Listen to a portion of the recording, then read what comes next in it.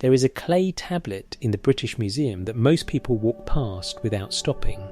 It sits in the Middle East collection, catalogued as BM 78941, excavated from the ancient city of Sippar on the eastern bank of the Euphrates, and dated to approximately 1646-1626, be the reign of the Babylonian king Ammi-Saduqa, great-grandson of Hammurabi. The tablet is roughly 17 centimetres tall. Its lower half is intact. Its upper right quarter is missing. The surface is chipped in several places, and where the clay was damaged before firing, the cuneiform signs are partially obscured, their wedge-shaped impressions pressed into the body of the tablet by a stylus that someone held in their hand approximately 600 years ago.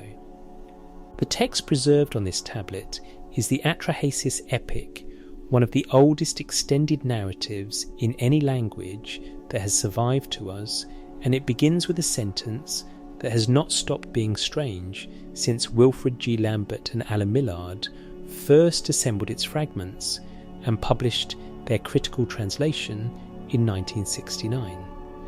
When the gods were man, they did forced labour, they bore drudgery. 7 words in the original Akkadian, not a preamble to myth, not the gods in their glory, a statement of conditions, an arrangement that existed, that had weight and duration, that eventually became intolerable. Drop your city in the comments right now. I want to know where in the world this is landing tonight, from Lagos or London, Melbourne or Mumbai, Toronto or Nairobi or anywhere between. Because the question that has refused to leave this investigation alone is not whether the gods went to war, it is what drove them there. The texts have an answer.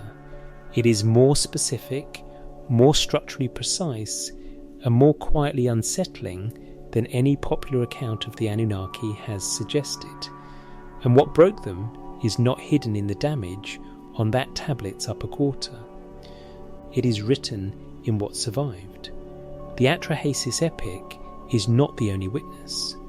The Eridu Genesis, the Enuma Elish, the flood tablet of the Gilgamesh epic, each preserves a different angle on the same structural crisis. Each emphasises a different cause. And where they diverge is where the most precise and interesting answers live. But BM 78941 is where this begins, because it preserves a detail that every later account quietly removed. Column 1, around line 37, and 40 years, too much. Forced labour they bore night and day. 40 years, an exact figure. A duration of uninterrupted divine labour before the breaking point arrived. The Gilgamesh epic, which later absorbed and retold the flood portion of this narrative, omits this number entirely. So does the Eridu Genesis. No later account preserves it. It survives only here, on this one tablet, pressed into clay that hardened in a Sippar scribal school around the middle of the 17th century BC. Why that number was removed from every subsequent retelling, and what its presence in this earliest version tells us about the nature of the conflict, is the first thread this investigation will pull. Before the rebellion, what the gods were doing, the word the Atrahasis text uses for what the Igigi were performing is Dullu. In Akkadian, Dullu is not merely labour, it is assigned service, the kind distributed by institutional authority, the kind that cannot be refused without consequence. It is a bureaucratic term. Lambert and Millard, in their 1969 critical edition, translated it consistently as forced labour or drudgery, and those English words were interpretive choices signalling something precise. Dulu in this context was not voluntary, was not compensated in any way the text records, and was administered by the 7 great Anunnaki over the Igigi as simply the way things were. What the Igigi were doing with this forced labour is described in unusual specificity. The text enumerates, They dug watercourses, opened canals, created irrigation channels. The Tigris and the Euphrates are named explicitly. They opened springs. They heaped up mountains. They were performing the agricultural and hydraulic infrastructure work of Mesopotamian civilization. The gods were digging. The gods were carrying. The gods were maintaining the physical conditions under which life in southern Iraq was possible. This is the detail that every popular account of the Anunnaki compresses, because it resists cosmic grandeur. The conflict that tore the divine order apart did not begin in the heavens, it began in the dirt. The authority structure the Atrahasis tablet describes is hierarchical in a specific, almost administrative way. The seven great Anunnaki, the senior council, with Enlil, Anu and Enki at its apex, oversaw the Igigi, the subordinate gods tasked with physical execution of the work. Lambert and Millard noted in their apparatus that the term Anunnaki, in the earliest Sumerian literary contexts, referred to the great gods of the underworld and the earth, while Igigi designated the great gods of heaven. But in the Atrahasis epic, the terms operate in a different register entirely. The Anunnaki are the ruling class, the Igigi are the working class, and the relationship between them is the relationship of administrators to labourers. This is not an interpretation that sits comfortably with every reader, and it should not. The distinction between Anunnaki and Igigi in Mesopotamian literature is, as Nicole Brish summarised for the Ancient Mesopotamian Gods and Goddesses project at the University of Pennsylvania, in need of a comprehensive new study. Some mythological texts use the two terms interchangeably. But in the Atrahasis context, the hierarchical use is explicit. The seven great Anunnaki were making the Igigi suffer the work. That sentence is as close to an unambiguous assignment of cause as the Akkadian tradition provides. Now return to that 40-year figure and sit with it properly, because it changes everything about how the rebellion reads. Without it, the uprising looks impulsive. Gods who were labouring decided to stop. With it, the rebellion is something that accumulated pressure across a defined, measurable period before it broke. 40 years of digging rivers, 40 years of heaping mountains, 40 years of sustained, uncompensated, mandatory divine service before anyone moved toward the door of Enlil's dwelling at midnight and set fire to their tools. That is not impulsive. That is a system failing slowly, and then all at once. The deliberate removal of that time frame from every subsequent retelling is itself a statement the later scribes preferred not to foreground what the 40 years implies. A 40-year compliance, followed by coordinated rebellion, looks less like a mythological clash of cosmic forces and more like an institutional failure with a specific history. The later accounts make the conflict feel inevitable, primordial, structural. The original Atrahasis account, with the number intact, makes it feel like something that could have been prevented. What the Igigi burned before they marched is worth attention. The text says they set fire to their tools, their work baskets, their spaces, the physical instruments of their labour assignment. This was not incidental destruction. Burning the tools was the specific declaration that the relationship was over, that they would not pick them back up. They did not attack Enlil directly. They surrounded his dwelling at night and waited. The text records, "It was night. Halfway through the watch, the house was surrounded, but the god did not know." It was night. Halfway through the watch, Eka was surrounded, but Enlil did not know. echo Enlil's temple mountain in Nippur, surrounded in the dark by the gods whose labour had built it, and Enlil was asleep, unprepared, caught entirely without warning by a rebellion that had been 40 years in the making. That is a portrait of an authority so certain of its own permanence that it had stopped watching for the signs. The 40-year fire reading the Igigi rebellion there is a moment in the Atrahasis narrative that the Foster translation renders as almost procedurally calm, and the calm is what makes it strange. The Igigi have surrounded Echo.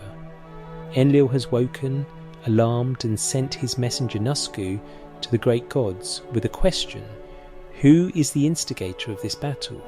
Who declared war? The answer the Igigi give back is not a name. Every one of us gods has declared war. No ringleader, no single instigator. A unified action by a group of workers who had reached the same conclusion at the same time and acted on it together. The Atrahasis epic is describing something closer to a labour strike than a military campaign, and the divine response to it is not punishment but negotiation, which tells you everything about the power dynamics the text is actually recording. Enlil's first response is emotional. He weeps. He expresses to Anu that he cannot endure the situation, that the complaint is against him. And then Anu says something that the text treats without drama but which carries enormous weight. The Igigi's grievance is not without foundation. The forced labour was too heavy. The misery was too much. Anu does not condemn the rebels. He acknowledges the legitimacy of what broke them. The Atrahasis epic makes a choice here that the popular accounts consistently miss. It does not frame the Igigi rebellion as unjust. It frames it as the natural consequence of a labour arrangement pushed past the point that any rational party could sustain. The 7 great Anunnaki, who designed the system that collapsed, are left managing a crisis entirely of their own creation. The Eridu Genesis, preserved on tablet CBS 10673 at the University of Pennsylvania Museum, excavated from Nippur between 1889 and 1900, and translated by Thorkild Jacobson in his 1981 paper in the Journal of Biblical Literature, approaches the same territory from a different angle. Where CBS 1673 survives, it describes a divine assembly that reaches its decision about humanity without any recorded dissent. The resolution to create human beings appears unanimous. No God objects. No God speaks against the plan. What the Eridu Genesis preserves is the image of divine governance operating by consensus, or at least by the appearance of consensus. The Atrahasis epic tells a different story, and the difference matters. Enki participates in the assembly that decides to create humanity, speaks in favour of the plan, and helps design the creation process. He is at this stage a cooperative member of the Divine Council, but the text embeds something in his cooperation that only becomes visible later. When Enlil convenes the second assembly to decree the flood, Enki's silence in that assembly is structurally different from his participation in the first. He does not object on the record. He does not vote against the flood. He says nothing. And then he speaks to a wall. The specific passage Enki addressing the reed wall of Atrahasis's hut rather than Atrahasis directly has been read primarily as a legal manoeuvre. Enki technically does not break his oath to Enlil by speaking to a wall rather than to a human being. The reed wall hears the message, and Atrahasis happens to be listening. A loophole executed with what the text almost treats as a straight face. But across the entire second tablet of the Atrahasis epic, Enki is running a parallel operation to Enlil's decisions, not opposing them openly, not recording a dissent in any assembly, but consistently producing outcomes that contradict the assembly's intentions. He advises Atrahasis which god to worship and which to starve of offerings in order to end each plague. He is, throughout, doing exactly what he will later claim was the better alternative to the flood, using targeted intervention to protect specific people from specific divine decisions. What both texts, the Atrahasis and the Eridugenesis, agree on is the resolution to the labour crisis. Humanity was made, placed on the earth, and given the task the Igigi had refused. Dulu forced labour was transferred from the divine to the human. The Igigi were relieved. The 7 great Anunnaki resumed their authority over a working population that, unlike the Igigi, could not burn its tools and surround a core at midnight. The goddess Maminintu, the birth goddess who oversaw the creation process, speaks at the moment the new humans are presented to the assembly. You have bestowed clamour upon mankind. I have released the yoke. I have made restoration. She is celebrating the solution. But the word she uses, rigmu, clamour, noise, is the same word that will appear 1200 years later in the narrative's own internal chronology as the reason Enlil decides to destroy what she has made. The creation of humanity solved one crisis. The word embedded in the solution carried the seed of the next. The labour that built heaven to understand the divine economic system that made the Igigi rebellion structurally inevitable. It is necessary to sit with what the Atrahasis tablets describe before the rebellion as normal as the undisputed operation of the divine order. The Anunnaki held authority. The Igigi performed labour. The labour maintained the physical conditions of Mesopotamia, the irrigation that fed the fields, the river channels that carried water from the mountains to the plains, the earthworks that made settled agriculture possible in a flat, arid landscape. The Atrahasis epic names the Tigris and the Euphrates specifically. The gods were digging the rivers that would later make Sumerian civilization possible, which places the narrative in a strange relationship to the archaeological record. The text describes divine beings performing the hydraulic labour that, in historical reality, thousands of human workers performed across millennia. The economic logic embedded in this arrangement is worth examining on its own terms. The 7 great Anunnaki controlled the allocation of labour. The Igigi performed that labour in return for what the text implies, but never explicitly names: sustenance, status, continued existence within the divine order. The nature of the exchange is never spelled out in the surviving tablets. The Atrahasis text begins the story with the arrangement already in place, as if it requires no justification, as if the hierarchy of divine labour was simply the given condition of existence, not something negotiated, not something agreed to. The Code of Hammurabi's prologue, preserved on a black diorite stele now in the Louvre, erected around 1754 BC, describes the Anunnaki elevating the god Marduk among the Igigi. Read against the Atrahasis background, this suggests that divine rank within the Igigi could be assigned, adjusted, and elevated by the governing Anunnaki authority. Marduk's elevation is presented as a grant something bestowed, not something independently achieved, which means the Igigi's position within the divine order was not self-determined. Their rank was held at the pleasure of the council above them. 40 years of operating within that system before the rebellion broke. The specificity of that figure is harder to dismiss the longer you sit with it. 40 years in the Atrahasis account, functions as a kind of statute of limitations exceeded a duration so long that it implicitly indicts the system for failing to self-correct.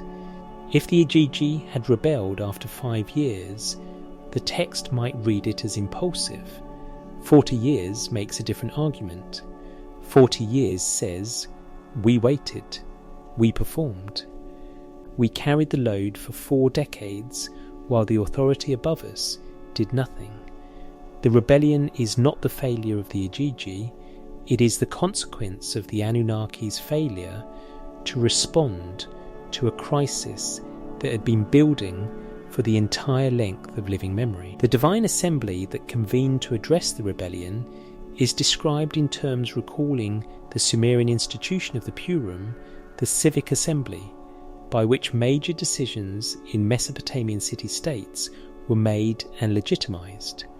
Thorkild Jacobson, in his foundational 1943 article, Primitive Democracy in Ancient Mesopotamia, published in the Journal of Near Eastern Studies, argued that divine assemblies in Sumerian and Akkadian mythological texts were modelled on real human political institutions, that the gods' council reflected the council of free male citizens that, in the early dynastic period, held genuine deliberative authority in Sumerian urban governance.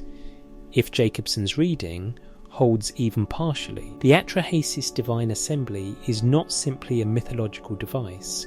It is a picture of how decisions were understood to work what it meant to hold authority, to consult, to deliberate, and to impose a resolution. What the Assembly decided was not to address the labour system. It decided to create a replacement labour force. The problem was not solved. The problem was offloaded. Samuel Noah Kramer, in his 1944 Sumerian Mythology, was among the first scholars to articulate how consistently the Sumerian mythological tradition treated humanity's creation as instrumentally motivated humans were made because the gods needed something done. This was not a peculiarity of a single text. It ran through the Nippur literary corpus from the oldest surviving tablet. The gods did not make humanity out of love. They made humanity out of administrative necessity. What the Atrahasis tablet records is a staffing solution. And staffing solutions, when they generate their own new problems, tend to generate new crises in turn. The Atrahasis epic's second tablet begins with the number 1200 years. By this time, the human population had grown to a level the text describes in terms of noise and disturbance the gods, particularly Enlil, could no longer sleep. The labour crisis had been solved. A new crisis had replaced it. The word both texts use for what the humans were producing that disturbed the divine order carries in its Akkadian root. A second meaning that the standard reading has consistently underweighted. Understanding that second meaning changes the entire shape of what follows. What the gods could not say the Sumerian tablet CBS 66673 at the University of Pennsylvania Museum is approximately the size of a large paperback book written in 4 columns. Where the clay has survived intact, it preserves passages that Thorkild Jacobson spent years reconstructing, first in a 1942 article, then in his 1981 translation in the Journal of Biblical Literature, which he called the Eridu Genesis. In the portions CBS 10673 preserves, the Divine Assembly convenes and passes a resolution. Jacobson's translation reads, "A decision that the seed of mankind is to be destroyed has been made. The verdict, the word of the Divine Assembly, cannot be revoked. The order announced by An and Enlil cannot be revoked. Cannot be revoked." That phrase, in a text that immediately proceeds to show one of the participating gods working to undermine the decision. carries a weight the narrative will spend its remaining tablets quietly testing. The assembly in the Eridu-Genesis presents itself as absolute, and the Eridu-Genesis, in its surviving portions, does not record Enki's response to this resolution at all. He is present in the tradition, his association with the flood hero is assumed, but the assembly passage records the decision without registering his voice. The Atrahasis epic, being older and more detailed, is less tidy. It shows an Enki who participates in every layer of the divine crisis, who helps design humanity's creation, who deflects the plagues and droughts that Enlil sends before the flood, who finds a technical workaround for the oath he has sworn, and who, after the flood, proposes the final regulatory solution. He never stands up in any assembly and objects. He does not vote against the flood. He says nothing in the official record. And then he speaks to a wall. When Enki approaches Atrahasis' reed hut and addresses the wall rather than Atrahasis directly, the text records him saying, "Wall, listen to me. Read wall, pay attention to all my words, flee the house, build a boat, forsake possessions, and save life." This is not a minor literary detail. This is a record of how authority navigates the limits of its own institutional constraints. Enki has sworn before the Anunnaki not to reveal the flood plan to any human being. He honours the oath. Technically, he never speaks to Atrahasis, only to a wall that Atrahasis happens to be sitting beside. The text presents this manoeuvre without irony. It is simply Enki doing what Enki does, finding the solution that threads between the official prohibition and the outcome he requires. What this reveals about the divine conflict is more precise than the standard Enlil versus Enki framing suggests. The Atrahasis epic is not describing a straightforward opposition between destructive authority and compassionate dissent. It is describing a divine governance system in which the formal record of decisions the assembly votes, the sworn oaths. The official positions exists alongside a parallel reality of behaviour that contradicts the formal record without ever registering as opposition. Enki is simultaneously a member of the assembly that decreed humanity's destruction and the agent who ensured humanity's survival. Both things are true at once. The governing record captures only one of them. The Eridu-Genesis chose not to preserve the wall speech, the pattern of quiet sabotage, the silent dissent. Whether the Nippur scribes made an editorial choice to remove Enki's complicated position from the narrative, or whether the damaged middle section of CBS Deno 673 once contained exactly this material and simply did not survive, is a question the tablet in its current state cannot answer. What both texts agree on is the resolution: humanity continues, the Igigi are relieved, and Dulu is transferred from the divine to the human. The new humans, unlike the Igigi, cannot burn their tools and surround Ekor at midnight. Mami speaks at humanity's creation and uses the word Rigmu clamour, noise, she is celebrating. She does not know, or does not say, that she has just named the next crisis. Tiamat's grievance reading the other side before reading what the Enuma Elish says Tiamat did, it is worth reading what it says she was responding to. The opening of the Enuma Elish tablet K5419C in the British Museum, the upper fragment of Tablet 1, recovered from the Nineveh excavations, describes the primordial state before the conflict as a commingling. Apsu, the sweet freshwater, and Tiamat, the salt sea, mingled their waters together before any heaven or earth was made. From this commingling, the younger gods were born, generation after generation, and the younger gods were loud. They moved and rushed and ran inside the body of the primordial sea, generating a clamour that kept the ancient waters from their sleep. Apsu, the begetter of the great gods, found this intolerable and proposed to destroy the young gods to end the noise by ending those who made it. Tiamat's initial response is recorded as an objection.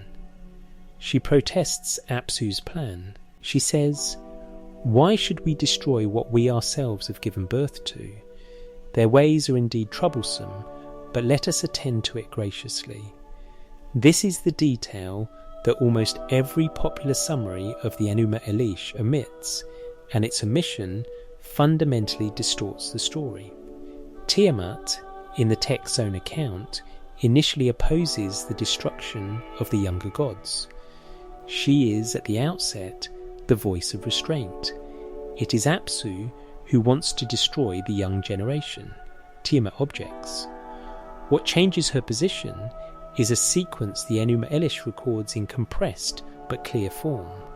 The god Ea discovers Apsu's plan through his wisdom and acts first. He incapacitates Apsu, kills him, and establishes his own dwelling over the unconscious primordial god's body. Then the remaining members of the older generation approach Tiamat with their grievance. They tell her, "Your husband was murdered and you sit quietly." They urge her to make war. And Tiamat, having objected to the destruction of the young gods when Apsu proposed it, then watched while one of those young gods killed her consort, agrees. I want to be direct about what the Enuma Elish's own internal chronology is showing here, because the text framing and the text evidence are pulling in opposite directions. The standard reading positions Tiamat as the threat and Marduk as the hero who defeats chaos to establish cosmic order. This reading is supported by the Enuma Elish's political function. The tablets were read aloud during the Babylonian New Year festival, the Akitu, as part of a ritual that legitimized Marduk's supremacy and through it the supremacy of Babylon. The text was not politically neutral, but the events the text describes en route to that war begin with the younger gods' own behaviour, their noise, their disturbance of the primordial rest, and were catalysed by Ea's preemptive killing of Apsu. Tiamat did not initiate. She was drawn into a war that was already underway before she agreed to fight it. The Enuma Elish presents the war as Tiamat's aggression. The Enuma Elish is a political document composed to justify Marduk's supremacy. Read at a festival that depended on that justification remaining intact. Those two facts sit together and should not be separated when reading what it says about who started what. Tablet K 2929+ in the British Museum part of the Central Nineveh composite contains the speech Tiamat delivers to her general Kingu when she appoints him to lead her forces. In Stephanie Daly's translation in Myths from Mesopotamia, "Your spell shall be supreme, it shall not lose its power. He whose strength is potent shall achieve his desires." This is not the language of primordial chaos seeking to unmake order. This is a military commander appointing a general for a specific engagement. Tiamat is organised, strategic, and articulate about her purpose. She is not chaos.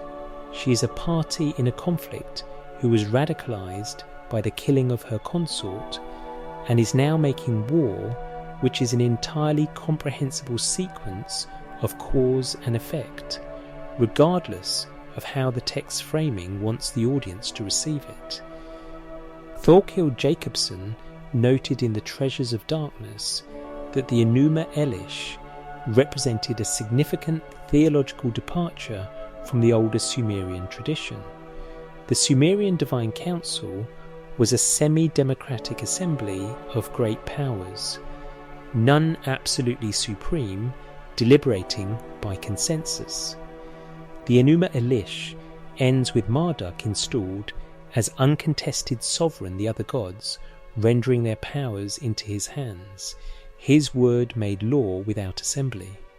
The shift from council to monarch, Jacobson argued, reflected the political theology of a Babylonian state that understood sovereignty differently from the Sumerian city-states that preceded it. That shift required Tiamat to be the aggressor. The older, more equivocal tradition was reshaped to produce a cleaner narrative of righteous violence and legitimate supremacy. The tablets that survive in the British Museum, read at the Akitu Festival year after year, are the product of that reshaping. The internal evidence of the text itself, read carefully, tells a more complicated story. The assembly decides what the flood tablet records the gods changed the fly simile. That single editorial decision is the most revealing thing in the entire transmission history of the flood narrative, and it is where this section begins. In the Atrahasis epic, when the flood waters recede and Atrahasis makes his sacrificial offerings on the mountain, Lambert and Millard's translation records the gods smelling the sweet savour and gathering like flies over the sacrificer, insects drawn to food after a period of starvation. The gods were hungry, the flood had eliminated the human offerings they depended on, and the fly simile is the Atrahasis tradition's most explicit statement of what the flood actually cost the divine order. The gods who decreed the destruction of humanity had, in doing so, destroyed the mechanism that sustained them. Tablet C of the standard Babylonian Gilgamesh epic, analysed exhaustively by Geoffrey H. Tighe in his 1982 study, The Evolution of the Gilgamesh Epic, replaces this image. In the Gilgamesh version, as preserved in Andrew George's 2003 critical edition, the gods gather around the sacrificial smoke. Not like flies, the desperation is gone. The undignified anthropomorphism of divine beings as small, swarming, hungry things is reduced to something more becoming of cosmic powers. Tighe characterised this as a deliberate editorial weakening, and it was. The Gilgamesh compilers were less comfortable than the Atrahasis tradition with gods who could be compared to insects. The same editorial pattern runs through the post-flood confrontation between Enlil and Ea. In Tablet C, Enlil arrives at the scene of Utnapishtim's survival, furious, and delivers a speech that in George's critical edition includes, "Not a man was to survive the annihilation." He identifies Ea as the one who revealed the plan. Ea defends himself with an argument that the Gilgamesh version preserves, and the Atrahasis text does not, he claims, he did not reveal the god's secret, but that Atrahasis was a man of unusual wisdom who dreamed the truth on his own. The wall speech mechanism is entirely absent from the Gilgamesh account. Ea simply claims that Atrahasis figured it out himself. Here is what that argument actually is. Ea tells Enlil that the better alternative to the flood would have been targeted measures plague, famine, controlled population reduction. He says this is what should have happened instead of a catastrophe that destroyed everything. This is not a good faith argument. It is a brilliant one made in bad faith, and the Atrahasis text makes this visible precisely because it preserves what the Gilgamesh account removes. Enki had been using targeted measures throughout the second tablet of the Atrahasis epic, and he had been systematically sabotaging them. He advised Atrahasis which gods to propitiate and which to starve of offerings in order to end each plague, each famine, each drought. He was, across the entire span of divine attempts, to reduce the human population before the flood, working to defeat the targeted measures from inside. When he tells Enlil after the flood that targeted measures would have been preferable, that they were available all along and should have been used, he is arguing for the strategy he spent the second tablet undermining. The scribes who compiled the standard Babylonian Gilgamesh between roughly 1300 and 1000 BC either did not have the full Atrahasis text in front of them or chose not to draw the connection. In either case, the Gilgamesh ear is cleaner and more defensible than the Atrahasis original. The original shows you exactly who he is. What both accounts agree on is the direction of Enlil's anger.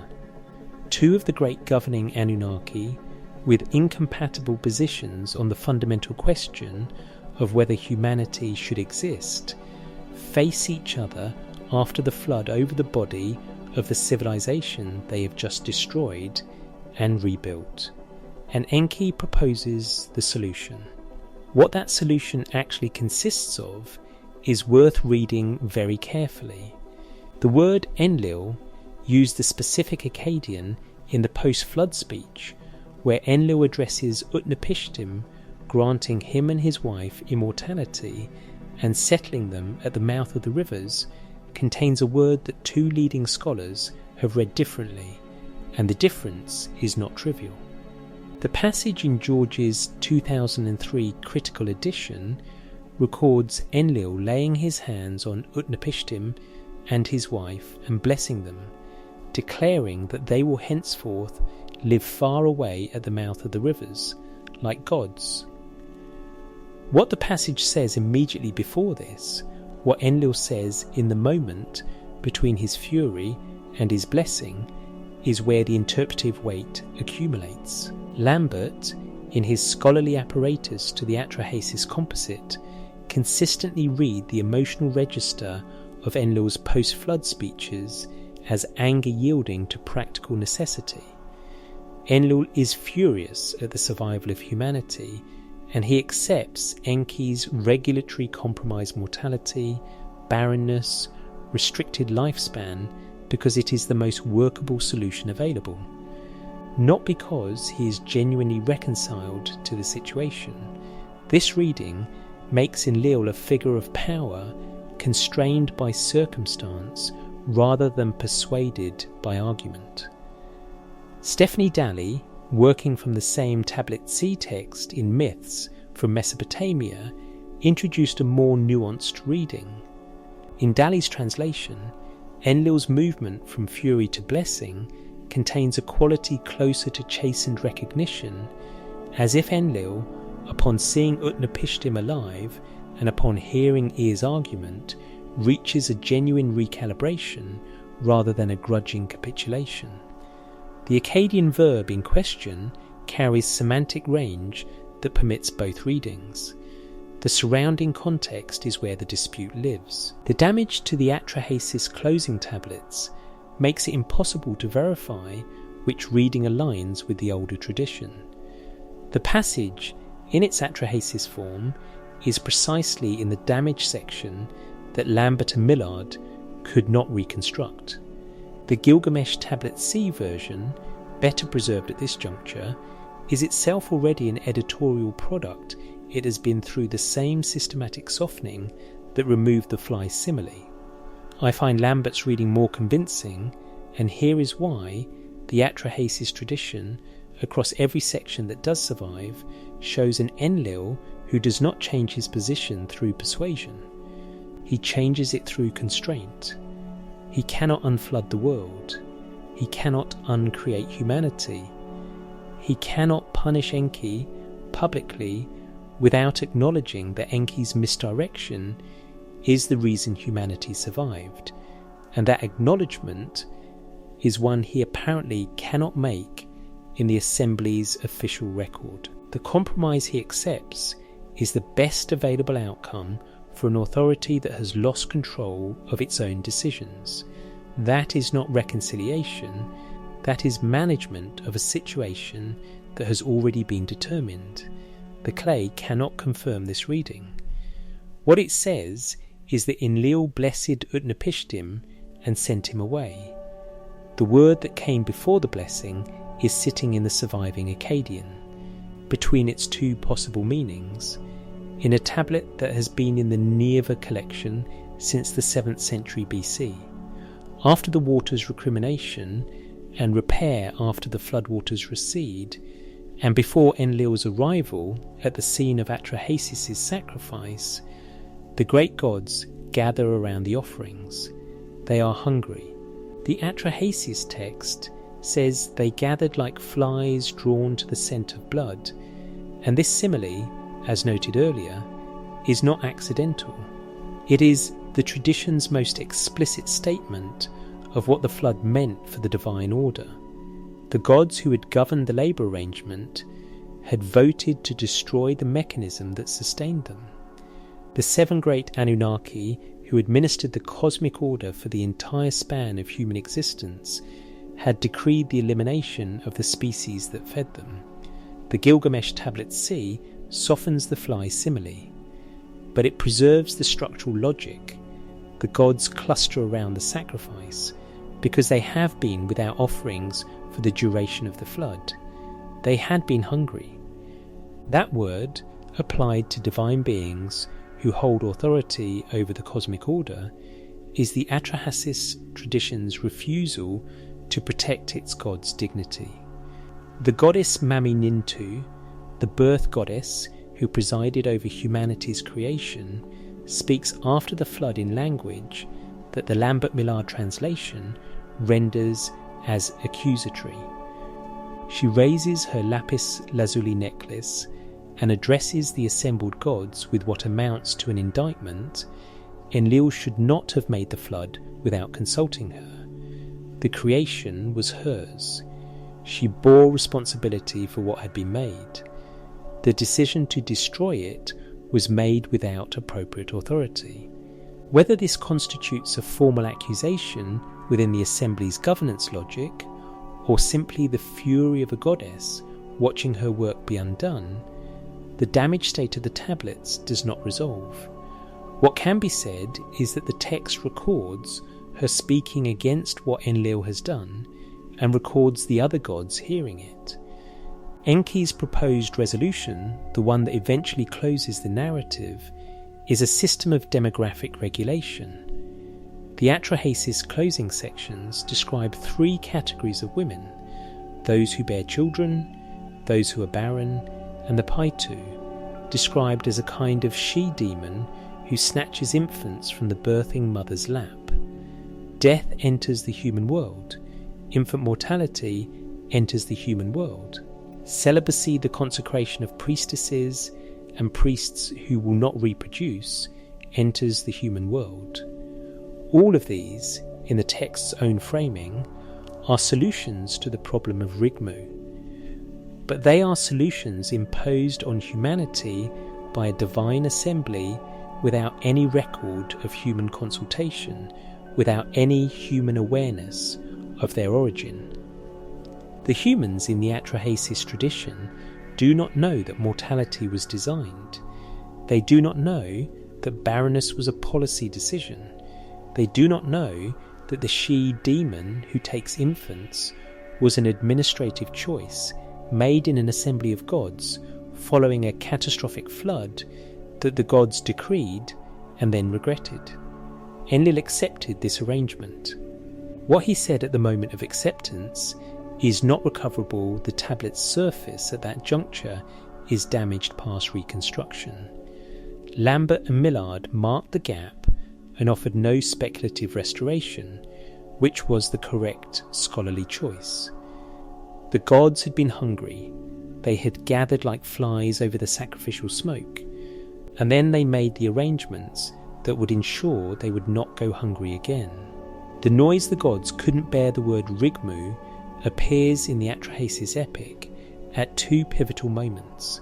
The first is when Mami delivers her speech at the completion of humanity's creation: "You have bestowed clamour upon mankind." The second is when Enlil cannot sleep the noise of humanity has reached the dwelling of the gods.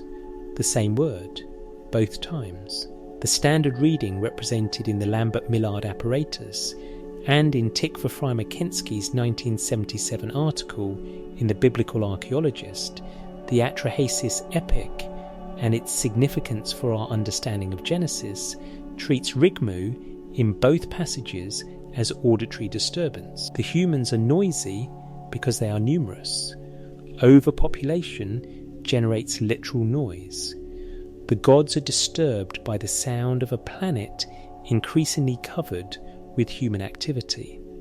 Under this reading, the flood is essentially a cosmic zoning complaint.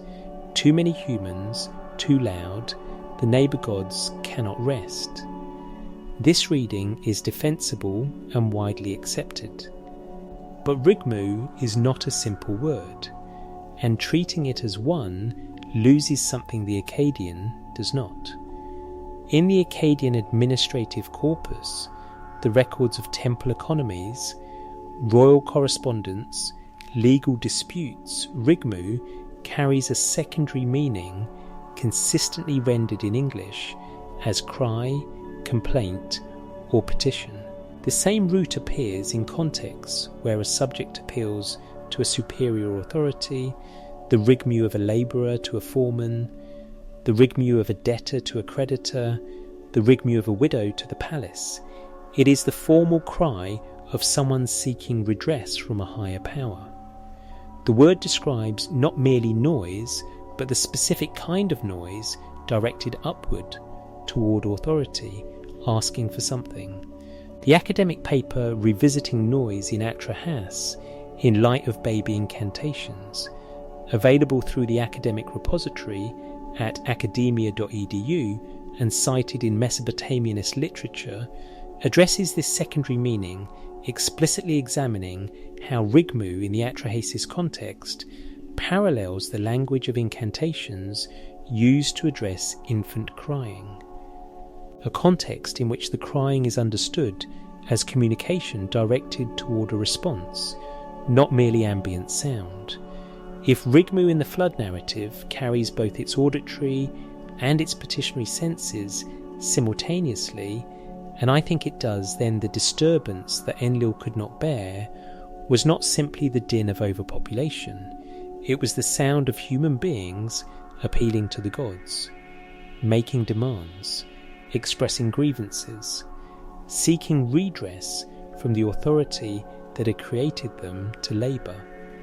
That changes the entire shape of the flood. The gods had created humanity to perform labour without complaint. 1200 years later, humanity was complaining.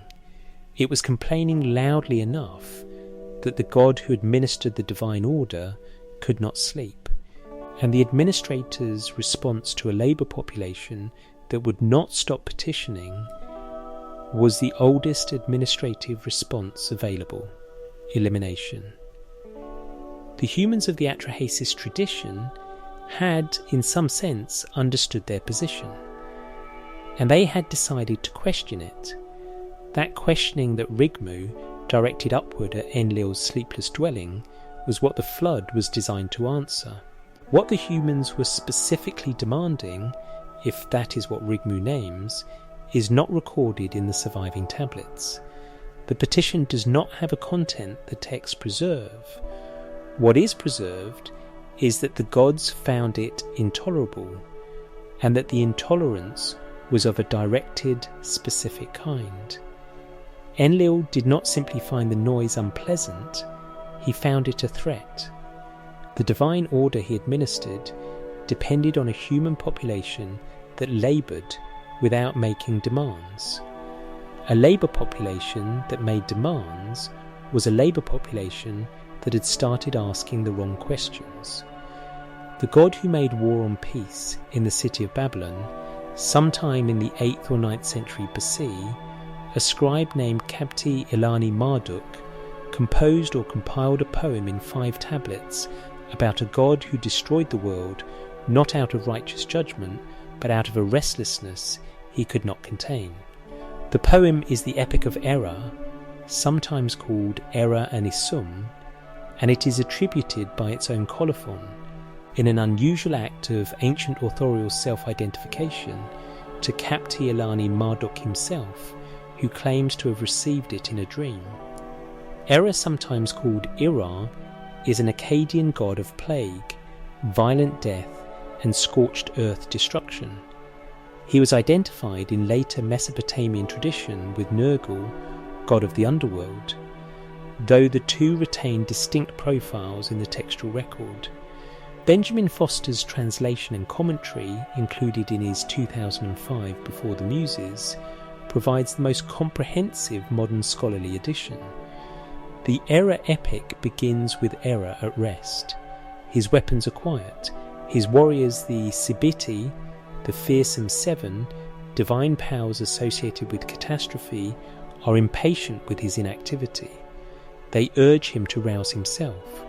Era is reluctant. He is, at the opening of the poem, a god of destruction who has decided not to destroy. What follows is a kind of divine seduction. The Sibiti, one by one, argue that the world has become disordered precisely because Era has been quiescent. Human beings have become too bold. The natural hierarchy of the divine order has been disrupted by the absence of divine violence.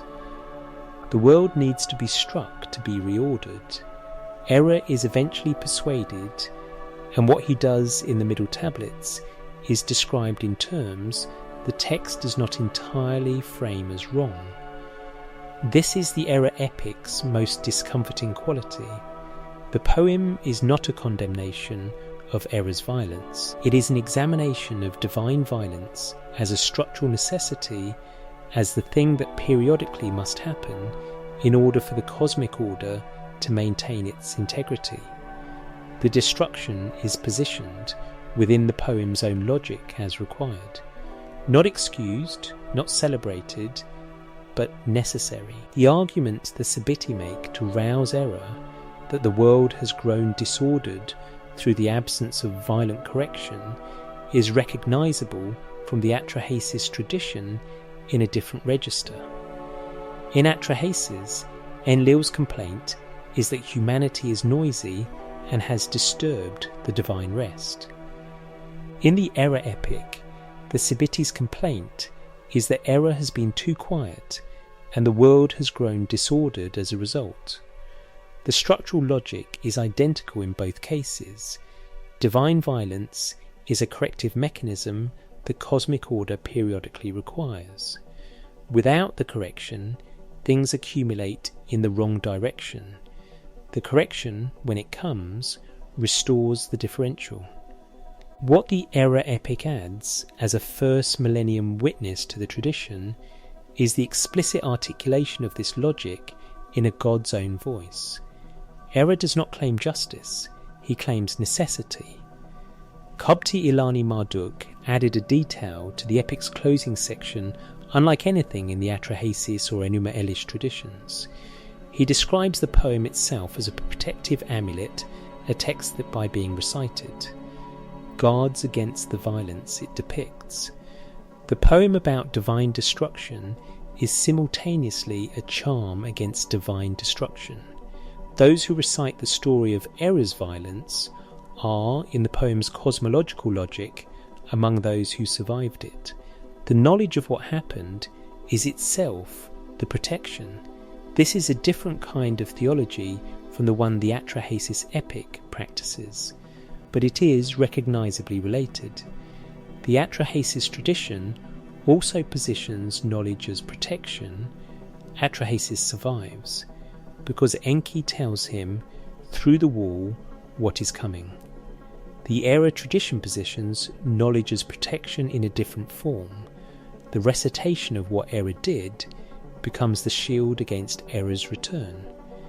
In both cases, what the divine conflict produces, if you survive it and know its story, is not simply historical record. It is something operative, something that works. Three traditions, one shape across the Atrahasis epic, the Eridu Genesis, the Enuma Elish, and the Gilgamesh Flood tablet. There is a structural convergence that no single text reading can fully expose. Every one of these traditions describes the same underlying failure, configured differently in each account. The failure is this: a governing authority designs a system to manage a problem. The system generates a new problem that the same governing authority cannot address through the same tools it used before, and the authority's response to the second problem creates a third or fails to fully resolve the second, leaving the system in a condition of permanent structural tension that the texts record as the permanent condition of the world. In the Atrahasis epic, the sequence runs: Igigi labour crisis creation of humanity as labour, substitute human overpopulation, and petition crisis flood decision, surviving humanity regulatory compromise of mortality, barrenness, and restricted lifespan. The third problem, that the regulatory compromise is imposed without human consent on a species that had already demonstrated the capacity to organise, and petition is not resolved within the text. It is simply left in place. The ending of the Atrahasis narrative is not a resolution, it is an arrangement. In the Eridu Genesis, the sequence is compressed and the middle section damaged. But what survives describes the same shape: divine decision, catastrophic flood, survivor, divine aftermath, with no clear resolution statement. Jacobson's 1981 reconstruction suggests the Eridu Genesis may have ended with a return of kingship to the human world, a more optimistic closing than the Atrahasis tradition. But the underlying structural tension is present in both.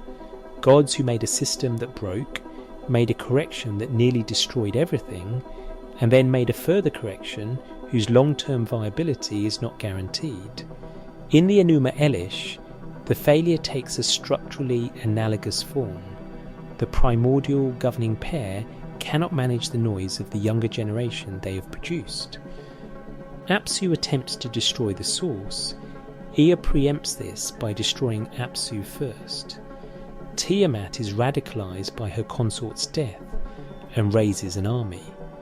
The war ends with Marduk's victory, Tiamat's dismemberment, her body used to construct the sky and earth, and a new cosmic order in which humanity is created to perform the labour that had previously exhausted the gods. The noise problem that initiated the entire conflict is resolved through the creation of human labour, which generates its own noise, which will require its own management. The Enuma Elish does not acknowledge this recursion. It ends in triumph.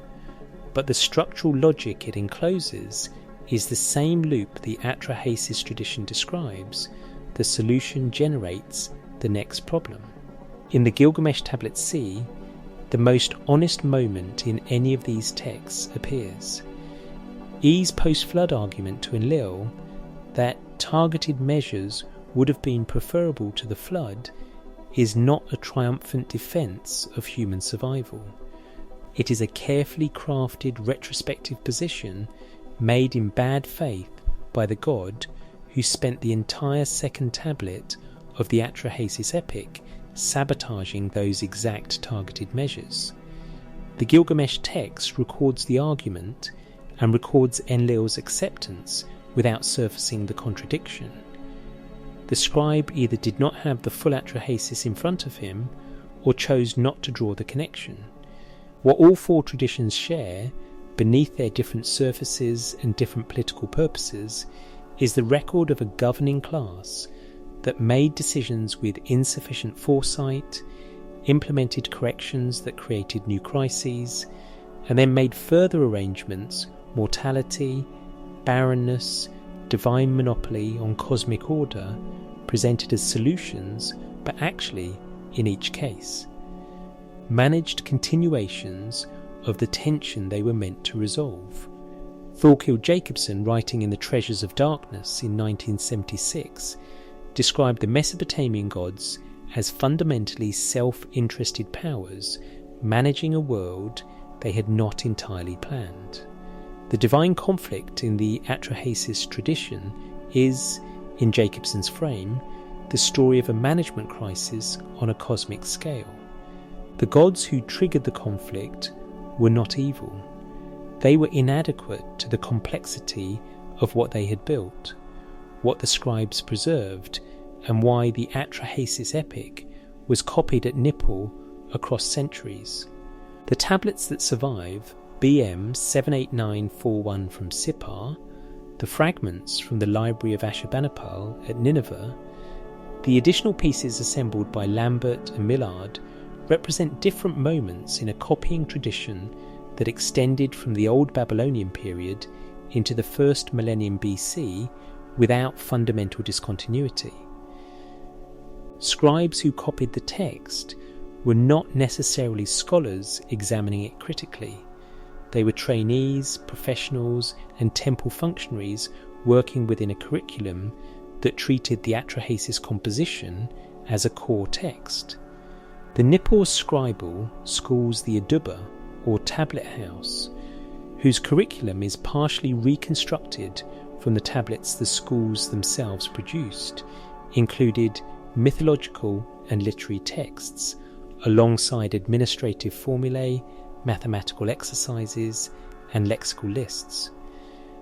Samuel Noah Kramer documented how the composition curriculum at these schools was remarkably stable across generations. The same texts appeared in training exercises across centuries, copied by students whose names sometimes survive in colophons. The stability of the curriculum was itself a form of institutional memory, a decision about which texts were worth preserving and which were not.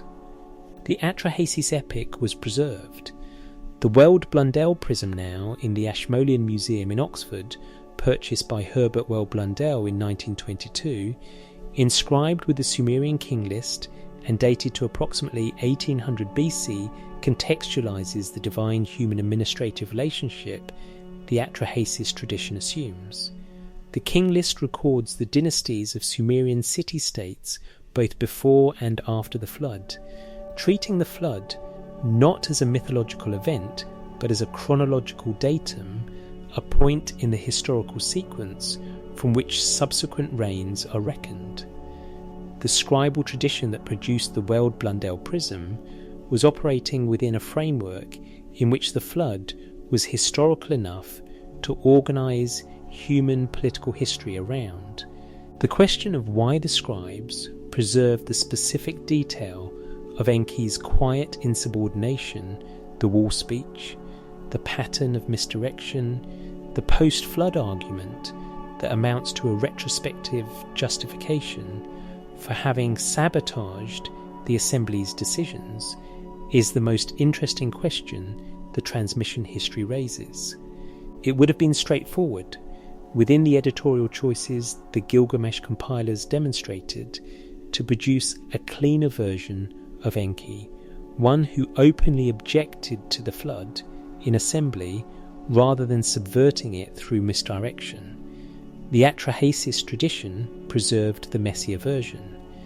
The students who copied the Atrahasis epic at Nippur were also learning how to write administrative records. The two skills, copying mythological narrative and maintaining institutional documentation, were part of the same curriculum.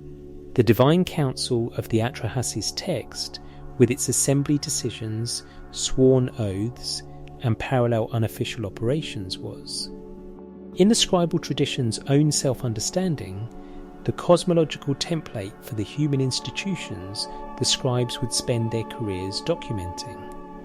Whatever else the Nippur scribal curriculum was teaching, it was teaching a version of divine governance that did not simplify its characters into heroes and villains. And the scribes, generation after generation, kept copying it faithfully. The Compromise the Gods made the third tablet of the Atrahasis epic. At the point describing the final resolution, the moment when Enlil accepts Enki's proposal, and the new regulatory arrangement for humanity comes into force, is damaged past confident reconstruction. Lambert and Millard marked the gap honestly. The closing lines are partial, their signs obscured by surface damage. The complete sentence, recording Enlil's acceptance, not recoverable in full.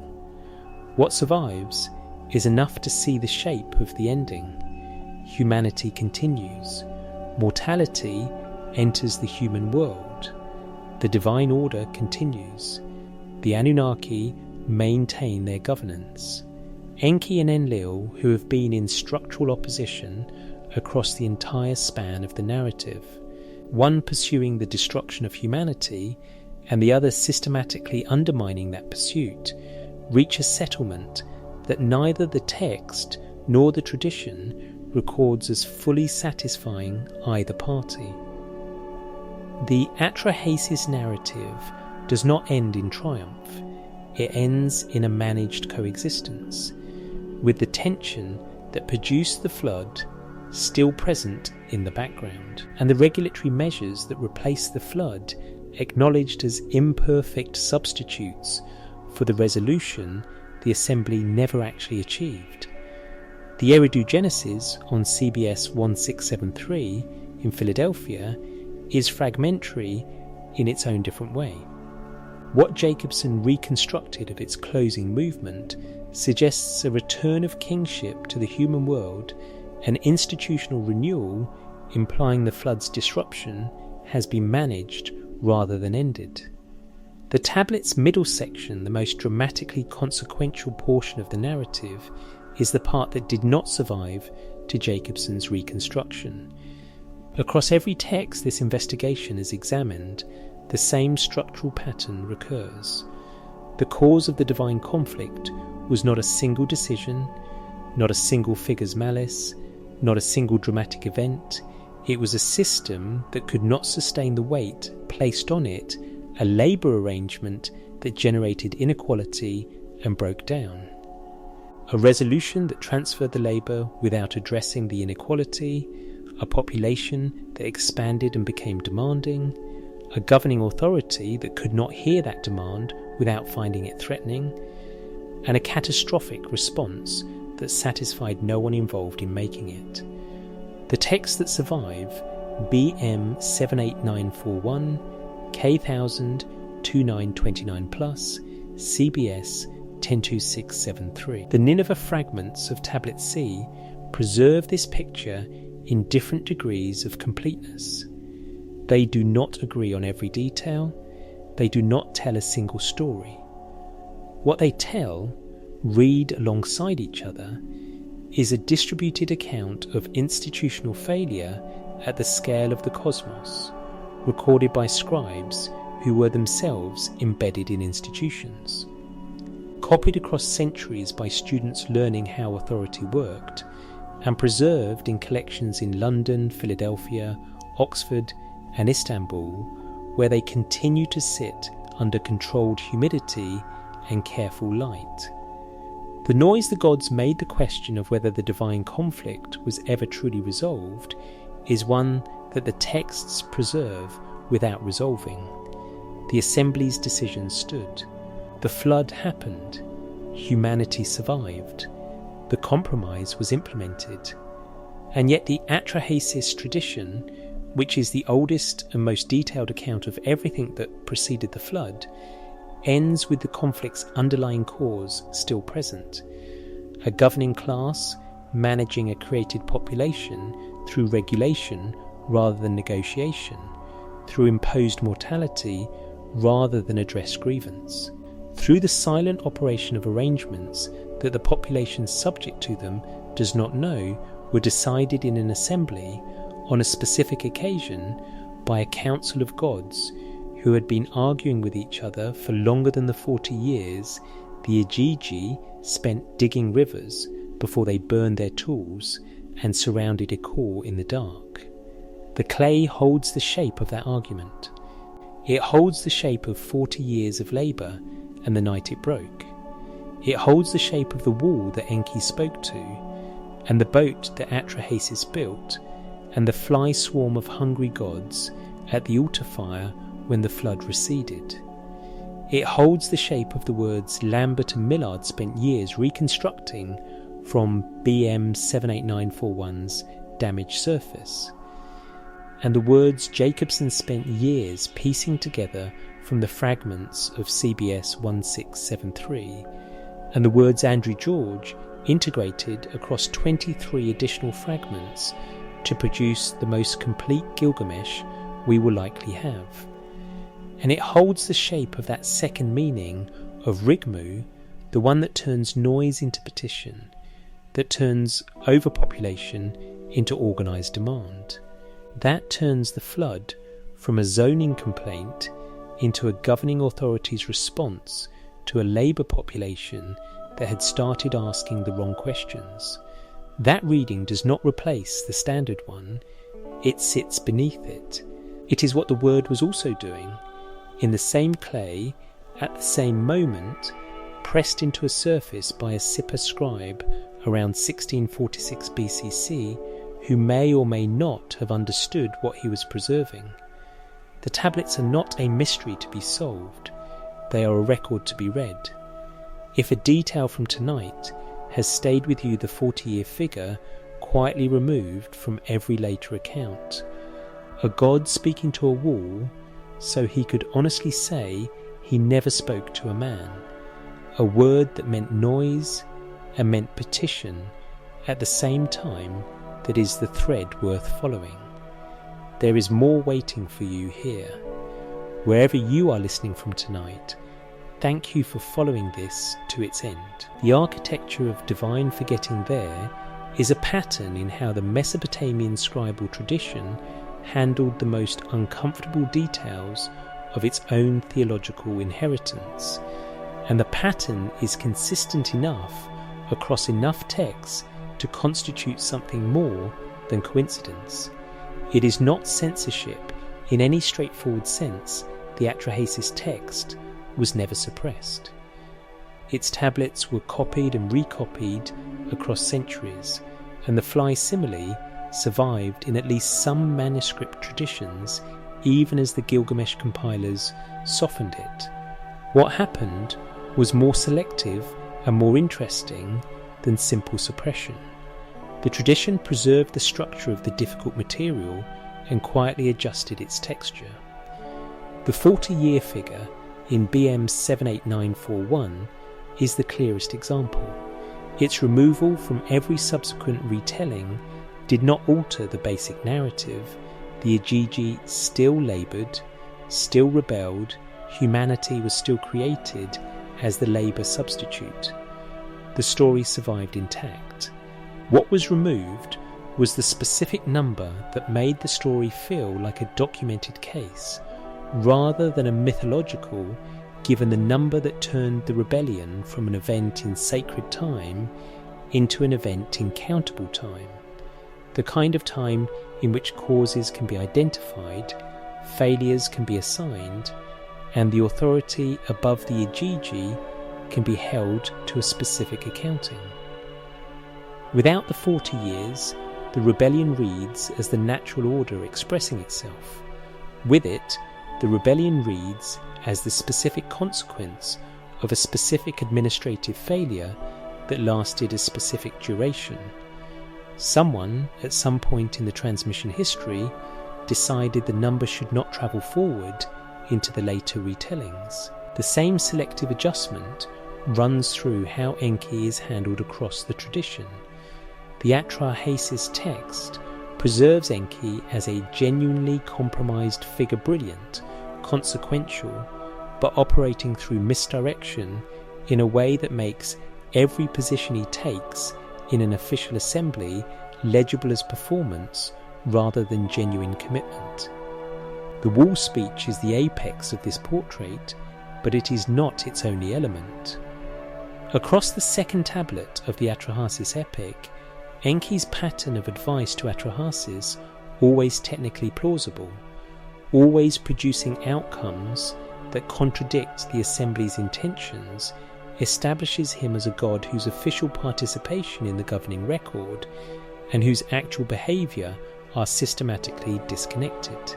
He is, in modern terms, a sophisticated institutional actor who understands that the formal record and the operational reality of any governance system are never perfectly congruent, and who has learned to navigate the gap between them with a consistency that the Atrahasis tradition treats as simply characteristic. The later tradition needed Enki to be something simpler. The Gilgamesh-E who claims Atrahasis figured out the flood on his own is a god with clean hands. He kept his oath. He broke nothing. The human survived through his own wisdom. The Atrahasis Enki, who spoke to a wall and then argued, after the flood, for the very strategy he had spent years undermining, is a god whose hands are not clean and who knows it. Both portraits are preserved in the textual tradition. The later and more widely transmitted one is the cleaner version. The scribal school curriculum at Nippur, in the copies that survive from the Old Babylonian period, includes something that Niek Veldhuis, in his work on the Nippur lexical tradition, published through the electronic text corpus of Sumerian literature at Oxford. Identified as a consistent feature of advanced scribal training, students were required to copy texts they did not necessarily understand. The goal of copying was fidelity, not comprehension. A student pressing cuneiform signs into wet clay was performing an act of preservation, not interpretation. What this means for the transmission of the Atrahasis text is that the difficult passages, the wall speech, the 40-year figure, the fly simile, the mammy indictment of Enlil were copied by students who may have had no particular investment in what those passages implied. They copied what was in front of them. The adjustments, when they came, were made not by students, but by the compilers and redactors who assembled the canonical versions, the scholars who shaped the standard Babylonian Gilgamesh, the priests who maintained the Enuma Elish for the Akitu festival, the Nippur tradition bearers who produced the Eridu Genesis in the form CBS 10673 preserves. These were not anonymous copyists. They were institutional intellectuals with theological and political positions, working within traditions that had developed interests in particular portraits of the divine order. What they preserved, the original Atrahasis tablets, difficult passages intact, and what they adjusted in their own compositions, tells you something precise about the difference between preservation and interpretation in the Mesopotamian textual tradition.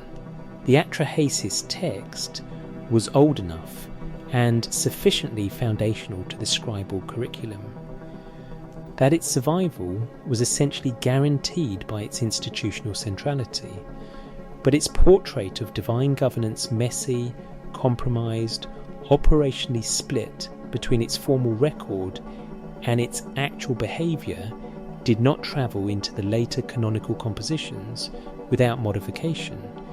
The tradition remembered what happened. It adjusted, selectively, how it was supposed to feel. Enlil's theology, what the storm god needed to understand why the Atrahasis conflict took the specific shape it did, why it was Enlil, specifically, who could not bear the noise, who decreed the plagues and the droughts and finally the flood, who accepted the post-flood compromise with a reluctance the text captures but cannot fully preserve it, helps to understand what kind of god the oldest.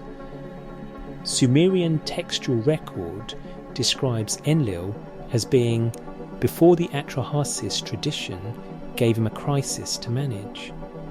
Enlil's primary cult centre was Nippur. His temple there was the Ikur, the mountain house, and the name was not merely architectural description. In the Sumerian cosmological frame, the temple mountain was the axis between heaven and earth. The point at which divine authority intersected with the physical world in a way that was both literal and institutional. The Iker was not a symbol of Enlil's authority, it was the mechanism through which that authority was exercised.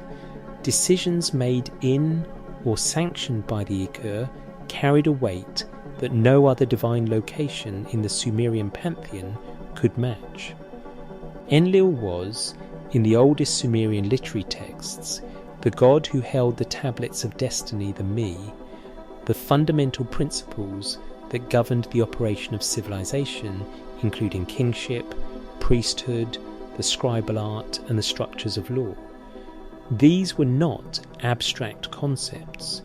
They were understood as possessing physical reality, held by Enlil, dispensed by Enlil, governing the world as instruments of his authority. The Sumerian hymn, known as Enlil in the Iker, preserved on tablets from Nippur and translated by Thorkild Jacobson in his studies of Sumerian religious poetry, describes Enlil's authority in terms that are explicitly universal. He is not merely the god of one city or one people. His word is the word that organises existence itself. The hymn says of him, his command reaches everywhere, it decides the fates. It uses the Sumerian word nam, fate, destiny, the decreed condition, as the category that Enlil controls. When Enlil speaks, the result is not a wish or a preference, it is the establishment of what will be. This cosmological position makes the Atrahasis conflict read differently than it does when Enlil is treated simply as the antagonist of a flood narrative. What the Atrahasis tradition is recording is not merely a dispute between two gods about whether humanity should survive. It is a rupture in the governing authority of the god whose word was supposed to organise existence itself. Enlil cannot sleep. This is not simply insomnia. It is the failure of the one authority in the Sumerian divine order who, by cosmological definition, should be capable of maintaining order. The god who holds the tablets of destiny, whose command reaches everywhere, cannot manage the noise of the population his own assembly created. That is the specific shape of the institutional failure the Atrahasis text is recording, and the specificity matters because it explains why the flood as a response is both comprehensible within the text's own frame and structurally catastrophic. Enlil does not decree the flood because he is petty or cruel, though the text's popular reception often reads him that way. He decrees it because the alternative acknowledging that the divine order he administers has generated a population it cannot manage without violence is an acknowledgement that the Me, the tablets of destiny, the fundamental principles of civilized organization, have produced an outcome they were not designed for and cannot address through legitimate governance. The flood is not a punishment. It is a system reset performed by a governing authority that has run out of other options. What makes Enlil's position genuinely tragic in the Atrahasis frame, and this is the reading that Lambert's scholarly apparatus points toward without fully articulating, is that the system reset does not work. The flood eliminates humanity, and in eliminating humanity, it eliminates the divine food supply. And in eliminating the divine food supply, it transforms the gods who decreed the destruction into the beings gathered like flies at the altar smoke when Atrahasis' boat grounds on the mountain. The god whose word organised existence decreed an action that left his own assembly starving over a single survivor's offering. The Me, the tablets of destiny, the principles of civilized order, do not have a provision for what the divine order should do when it has destroyed the mechanism that sustained it. Enlil, in the Atrahasis tradition, is not a villain. He is an authority at the limits of an authority's competence, and the text is precise enough about the nature of those limits to make the portrait genuinely sympathetic, even as it is unflinching about the consequences of what he chose. Enki's Eridu, the god whose intelligence was structural Enki's relationship to the divine order the Atrahasis epic describes, is worth examining in terms of where he came from, literally, geographically, theologically, because the contrast with Enlil's position is not accidental and is not merely narrative convenience. Enki's primary cult centre was Eridu, at the southern edge of the Sumerian alluvial plain, where the land met the marshy edge of the Persian Gulf. The temple there was the Absu, the house of the Absu, and the Absu was Enki's domain, the sweet freshwater ocean understood by the Sumerians to lie beneath the earth, the source from which springs and wells and rivers drew their water. The underground aquifer rendered as a divine being and placed under Enki's authority. The archaeological record of Eridu is significant. It is among the oldest continuously occupied sites in Mesopotamia, with occupation layers reaching back to the 6th millennium BC, and its temple sequence, a series of increasingly sophisticated structures built on the same sacred spot across thousands of years, is one of the most complete archaeological records of Mesopotamian religious practice available. What Eridu's geographical position and Enki's theological domain share is a particular relationship to boundaries and thresholds. Eridu is at the edge where the cultivated land ends and the marsh begins, where freshwater and saltwater mix, where the known world of Sumerian civilization meets the undifferentiated wetland that lies beyond it.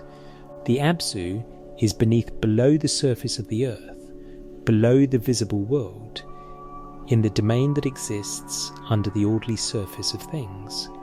Enki is the god of both of these threshold spaces. He is the god of the place where categories blur. This is not a minor theological detail for understanding how Enki operates in the Atrahasis narrative. The wall speech is a threshold maneuver, technically not speaking to a human being, technically not breaking his oath, operating in the space between the prohibition and the outcome through a device that inhabits neither category cleanly. His pattern of advice to Atrahasis during the plagues and the droughts operates the same way. He does not openly violate the assembly's decisions, but his advice consistently produces outcomes that render those decisions operationally meaningless. He lives at the edge of what the formal record of divine governance can capture. The hymn to Enki, preserved in fragments from the Nippur tradition and partially reconstructed by Jacobson in The Treasures of Darkness, describes Enki in terms that are consistently associated with intelligence as a craft. He is the god who plans, the god whose designs are reliable, the god who knows the inner workings of things. The Sumerian word used for this quality is namzu, roughly, the knowledge of what things actually are, as opposed to what they appear to be. In the Atrahasis tradition, this quality is expressed not through direct supernatural power, but through the consistent ability to navigate the space between what authority declares and what reality requires. What Enki knows across the entire Atrahasis narrative is that the Divine Assembly's decisions are not the same as the outcomes those decisions will produce. He knows that the plagues Enlil sends will not actually solve the problem of human rigmu, that starving the human population will not address whatever the rigmu actually is. He knows that the flood will not actually resolve the divine order's labour arrangement problem, that destroying humanity destroys the solution as well as the problem. He knows, before the flood happens, that it will be the wrong tool. And he does not say so in the assembly, he says so to a wall. The question of why Enki does not make his case openly, why the god whose intelligence is structural, whose domain is the threshold space where categories blur, does not simply stand up in the divine assembly and argue against Enlil's decisions, is one the Atrahasis text raises without answering. The most satisfying reading, and the one most consistent with the text's own portrait of how divine governance works, is that Enki understands something about the assembly that makes open dissent not merely ineffective but actively counterproductive. The assembly's decisions cannot be revoked. The Eridu Genesis preserves this as explicit doctrine. A god who openly opposes a decision that cannot be revoked is not a dissenter, he is a rebel. And a rebel in the divine order occupies exactly the position the Igigi occupied before they burned their tools and surrounded Ekor at midnight. Enki does not want to be the divine equivalent of the Igigi. So he does what someone who understands the gap between formal record and operational reality always does in a governance system with irrevocable decisions. He operates in that gap, quietly, consistently, and with sufficient deniability that the formal record never has to acknowledge what he has done. That is not heroism. It is not villainy. It is a very specific kind of institutional intelligence applied to a situation where heroism and villainy are both unaffordable. What Marduk replaced the theology the Enuma Elish overwrote the Enuma Elish ends with Marduk. 50 names are recited in the closing tablet, the 50 names of Marduk, each one a title, each title a domain of divine authority. Each domain previously held by a different god in the older Sumerian pantheon that the Enuma Elish is systematically absorbing. Reading those 50 names against the older Sumerian divine record is like reading a corporate acquisition document. Every name that the assembled gods recite as Marduk's is a name that formerly belonged to someone else. The Sumerian god Asaluhi, a deity associated with incantation, with the knowledge that drives away evil, with the craft intelligence of the south, appears in the Enuma Elish's list of Marduk's names. So does Enlil's own authority over wind and storm, absorbed into Marduk's portfolio through the ceremonial gift of the gods in Tablet 6. They gave him the sceptre and the throne and the ring. They gave him a weapon unrivaled that crushes the enemy. The weapon is new. The sceptre and the throne and the ring are old, they were Enlil's, and before Enlil they were Anu's, and the Enuma Elish's final tablet is the record of their transfer to a new holder.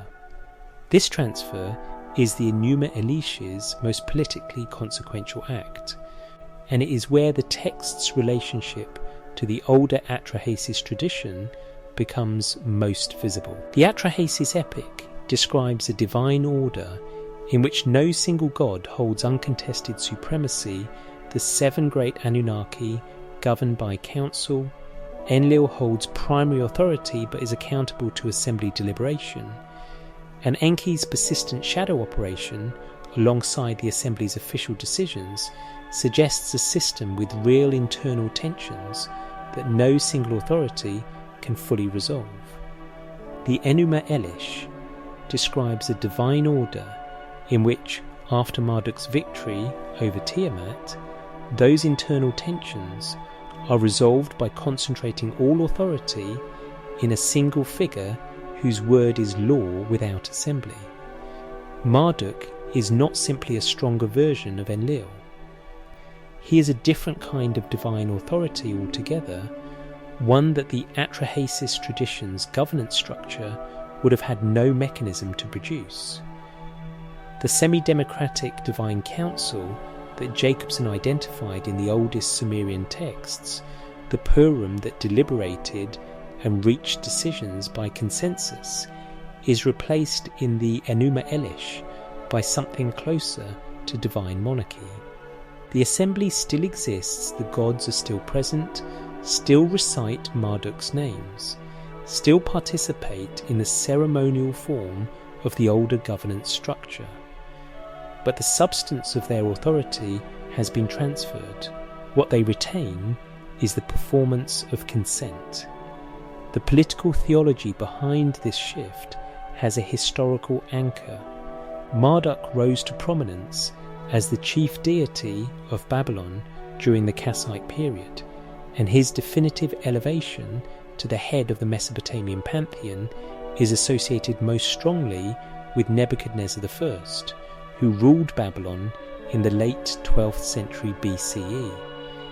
What Nebuchadnezzar I needed from his theology was not a divine council that deliberated and could be frustrated by the kind of internal division the Atrahasis tradition records.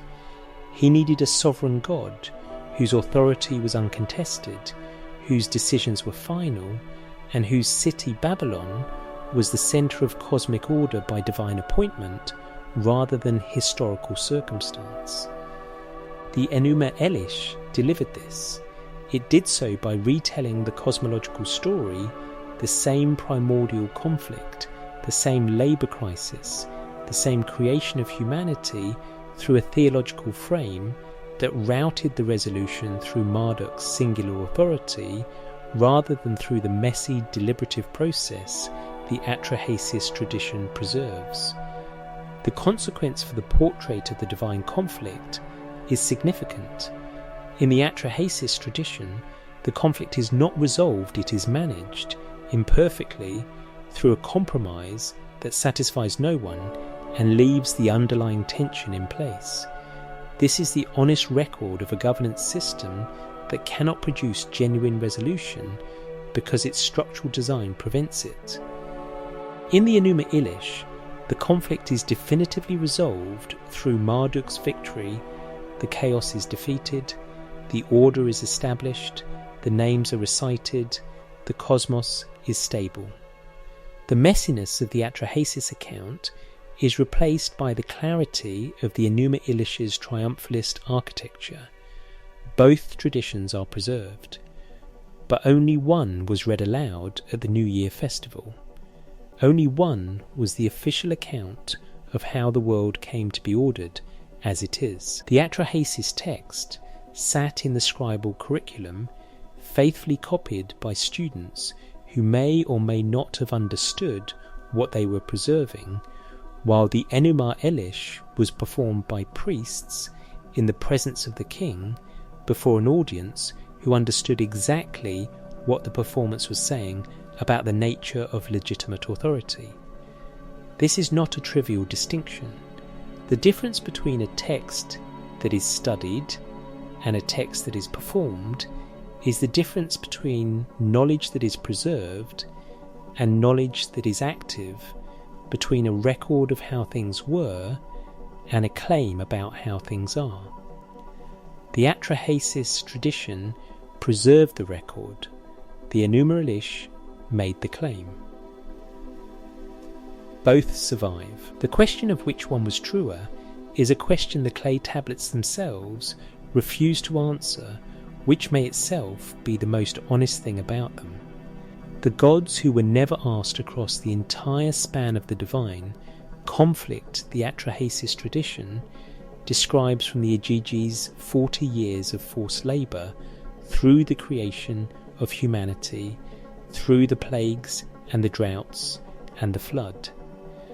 Through the post-flood compromise and the establishment of mortality and barrenness as regulatory mechanisms there is one party whose position in the conflict the surviving texts record with almost no attention at all. The humans. This is not an oversight. The humans in the Atrahasis tradition are, for most of the narrative, the object of decisions rather than participants in them. They are created to perform labour the Igigi refused. They are subjected to plagues and droughts designed to reduce their population. They are flooded to the point of near extinction. They are granted mortality and barrenness as regulatory conditions imposed by a divine assembly whose deliberations they do not know are occurring.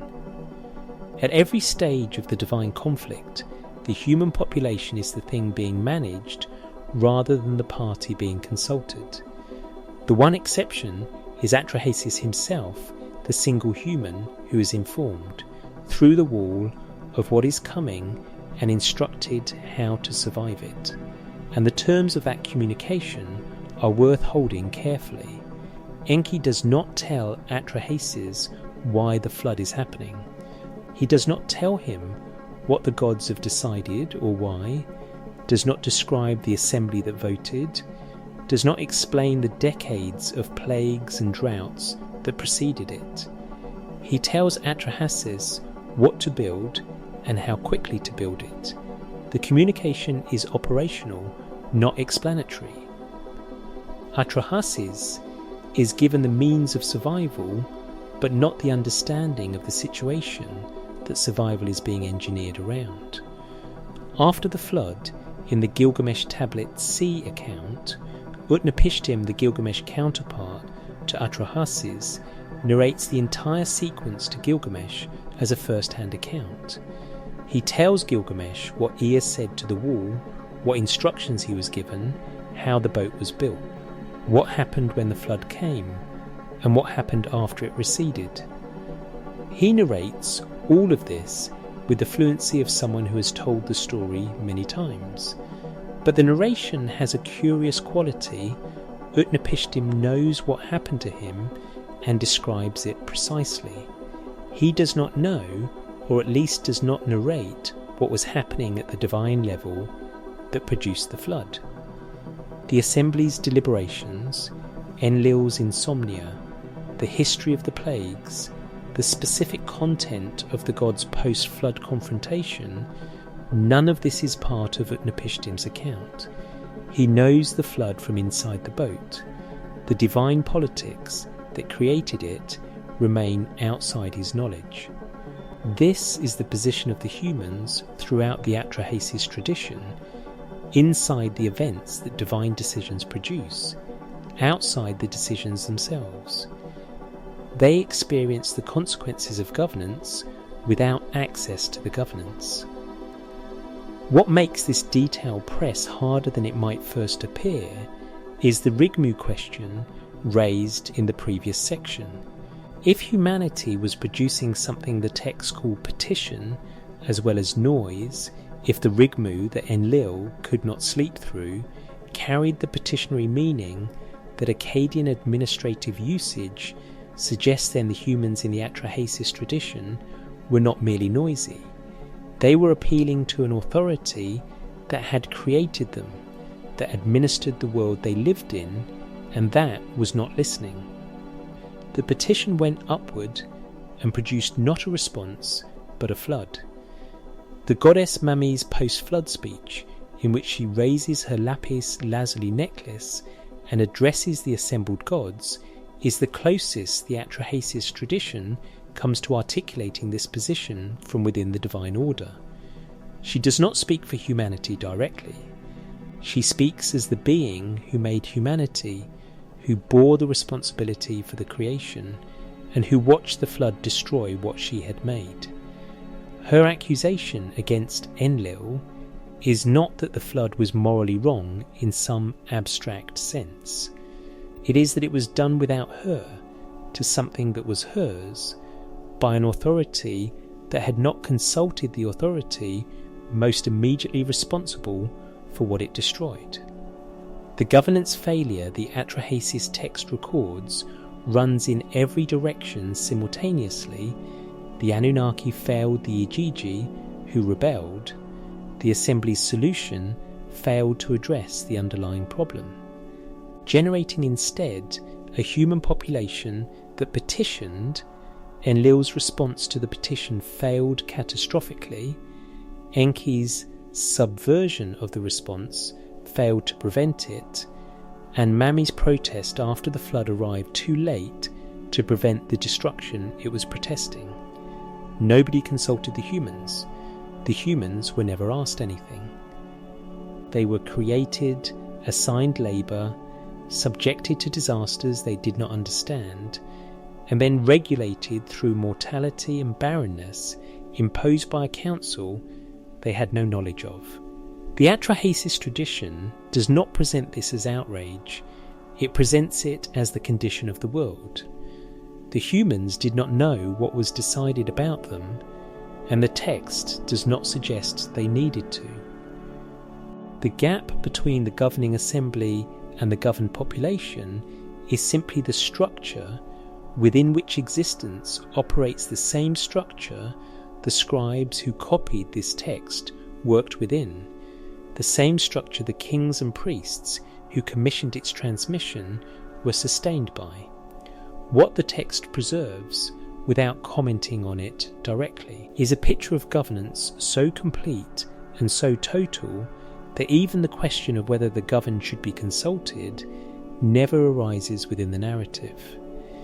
The assembly deliberates, the assembly decides, the humans live with the result.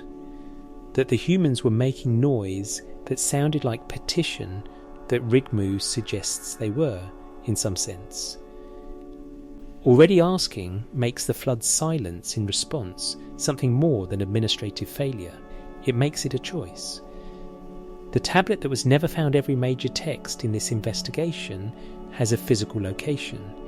BM 78941 sits in the British Museum's Middle East collection. CBS 10673 is in Philadelphia at the University of Pennsylvania Museum of Archaeology and Anthropology. The composite Nineveh tablets of the Enuma Elish and the Gilgamesh epic are distributed across the British Museum and the Vorderasiatisches Museum in Berlin. The Weld Blundell prism with the Sumerian king list is in the Ashmolean at Oxford. The Era epic fragments are in multiple collections. Every surviving text has a location, a catalogue number, a provenance, and a history of excavation and acquisition. What this investigation has not mentioned, because the surviving record does not preserve it, is the text that was almost certainly the source behind the source's the earliest account, the one from which the Atrahasis tradition drew its most specific and most unusual details, the text that preserved the 40-year figure and the fly simile and the wall speech in their original form before the old. Babylonian scribes of Sippar pressed them into BM 78941 around 1646 BCE. BM 78941 is itself already a copy. Lambert and Millard established in their 1969 critical edition that the language and orthography of the text show it to be a copy of an older original, not an original composition. The Sippar scribe who made BM 78941 was copying something earlier. What that earlier text looked like, on what tablets it was preserved, in what scribal centre it was housed, how it came to be transmitted to the old Babylonian period is not reconstructible from the surviving evidence. It existed. Its contents are partially visible through the copies it generated. It is not in any museum anywhere. This is the normal condition of the Mesopotamian textual record. What survives is a fraction of what was written. What was written was itself a fraction of what was known.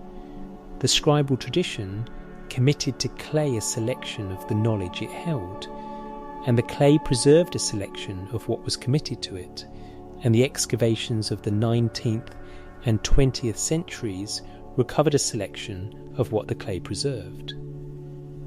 And the collections of London and Philadelphia and Berlin hold a selection of what the excavations recovered. The reconstruction that scholars like Lambert, Millard, Jacobson, George and Daly have built from these successive fractions is extraordinary it is genuinely one of the most impressive acts of historical recovery in the humanities, and it is also necessarily incomplete. The tablet that was never found matters to this investigation because of what its absence implies about what was being preserved and why. If the Atrahasis tradition, in its oldest recoverable form, the text that BM 78941, was copied from preserved details as specific as the 40-year figure and the fly simile, then the tradition from which that text drew was operating with a level of narrative specificity that goes beyond the mythological and into something that in its original form may have looked more like institutional record than sacred narrative. The 40 years is not a sacred number in the Mesopotamian tradition. It is not a cosmologically significant figure in the way that numbers like 7 or 12 or 60 are significant in the cuneiform record. It is a duration, a specific, countable duration, the kind of figure that comes not from theological convention, but from something that, at some point in the tradition's history, someone wanted to be specific about. What that original specificity was recording, whether it was the memory of an actual institutional crisis, a symbolic encoding of a social conflict, or a narrative detail generated by the literary tradition's own internal logic, is not a question the surviving tablets can answer. What they can say is that the detail was specific enough and unusual enough that it was preserved into the Old Babylonian period in the text that became BM 78941, and then quietly removed from every subsequent retelling as the tradition travelled forward in time. The tablet that was never found carried that detail in its original form. It was somewhere in southern Mesopotamia, probably in a scribal centre whose name may or may not be recoverable, written by hands whose names are certainly not. The clay it was pressed into did not survive dissolved by groundwater, or destroyed in one of the many sacks and fires and abandonments that characterised the political history of Mesopotamian cities across 3 millennia, or simply buried in a location where no excavation has yet reached. It is possible that it is still in the ground somewhere between the Tigris and the Euphrates, in a field that was once a city, waiting for an excavation that may never come. It is equally possible that it dissolved into the water table during the Kassite period, and the information pressed into its surface dispersed into the soil of the alluvial plain over which those rivers still flow. The tradition preserved what it preserved. The rest went back to the earth it came from. What the conflict left behind the divine, conflict the Atrahasis tradition describes, did not end. This is the investigation's most important conclusion, and it is not a dramatic claim, it is simply what the texts show when read carefully. The compromise Enki proposed and Enlil accepted was not a resolution of the conflict's underlying causes. It was a management of its symptoms. The Egigi's Dulu was transferred to humanity. The human population's Rigmu was addressed through the catastrophic elimination of most of the human population, and then regulated through the imposition of mortality and barrenness. The divine food supply was restored. Enlil could, presumably, sleep again. But the system that produced the Egigi rebellion, the hierarchical administration of labour by a governing council that treated the governed population's grievances as noise to be reduced rather than petitions to be addressed, was not reformed. It was extended downward, from the divine to the human, with the regulatory mechanisms adjusted to prevent the specific failure mode that had broken the earlier arrangement. The Egigi could burn their tools and surround Eka Humans could not because the capacity was removed, but because the mortality and restricted lifespan that Enki's regulatory proposal instituted ensured that no human generation would live long enough to accumulate the 40 years of grievance that the Igigi had accumulated before their rebellion. This is the reading that sits in the Atrahasis text like a splinter, visible if you look for it, invisible if you do not. Mortality, in the standard religious reading of the Atrahasis tradition, is a cosmic given the condition of human existence, the fundamental distinction between the divine and the human. In the Atrahasis text's own logic, mortality is a policy decision. It was chosen in an assembly after a flood as the mechanism most likely to prevent a recurrence of the conditions that produced the flood. The gods did not make humans mortal, because mortality is the natural condition of finite beings. They made humans mortal because immortal beings, given enough time, develop the capacity to organise, and organised populations that live long enough to accumulate grievances eventually produce a rigmu that the governing authority cannot sleep through. Whether the scribes who copied the Atrahasis text across centuries understood this reading is, as with every other question about scribal comprehension versus mechanical reproduction, unanswerable from the surviving evidence. What is answerable is that they preserve the text in sufficient completeness that the reading is available that someone sitting with BM 78941 and its companion fragments, with Lambert and Millard's critical edition open alongside them, can follow the text's own logic to a conclusion that the text never explicitly states but never contradicts. The divine conflict that the Atrahasis tablets record is not a story about gods at war in the cosmic past.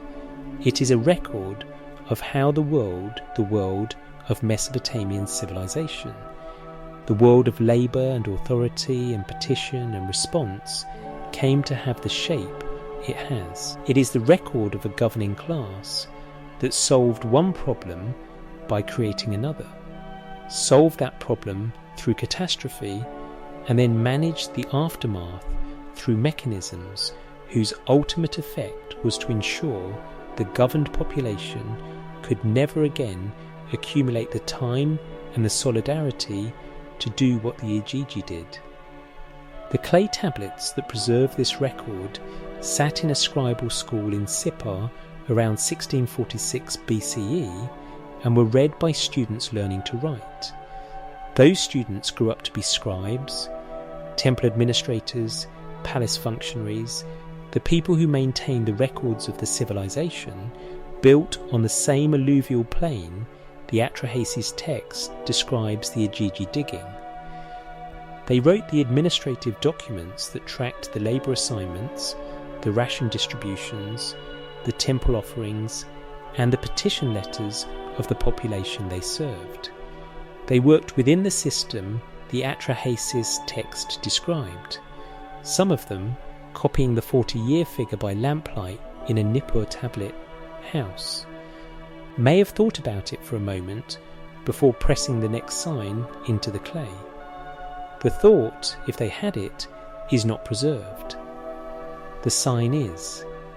That is the nature of the record the Atrahasis tradition left behind, specific enough to ask the questions it raises, incomplete enough to refuse the answers its readers most want. The divine conflict is documented. Its resolution is partial, its aftermath managed, its underlying causes intact and quietly persisting beneath the surface of every subsequent arrangement the texts describe. The gods made the world into a place where what the Igigi experienced could not happen again, where no created population would ever again have 40 uninterrupted years to decide, collectively, that what was being done to them was too much, They made it, instead, into a place where each generation starts again. The tablets are still there. The signs are still legible, where the clay survived. And the question pressed into BM 78941 by a Sipper Scribe 30 600 years ago, not stated as a question, never framed as a question, but present in the structure of every line of the narrative, is still sitting in the surviving Akkadian, between the flood and the compromise, in the space where Enlil said something the damage will not let us read. The clay held it. What it held is enough.